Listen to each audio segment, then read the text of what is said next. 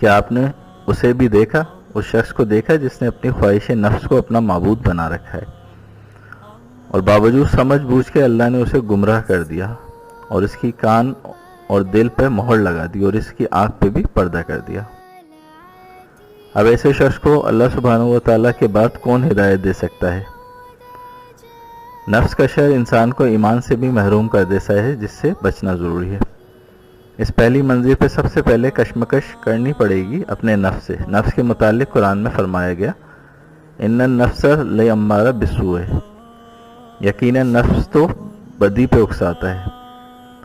امر سے مبالغے کا صیغہ، یعنی بہت ہی زیادہ اکسانے والا، نہایت سختی سے حکم دینے والا۔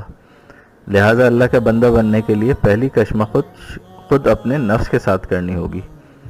ایک حدیث میں نفس کے خلاف جہاد کو ایک اعتبار سے افضل جہاد قرار دیا گیا ہے۔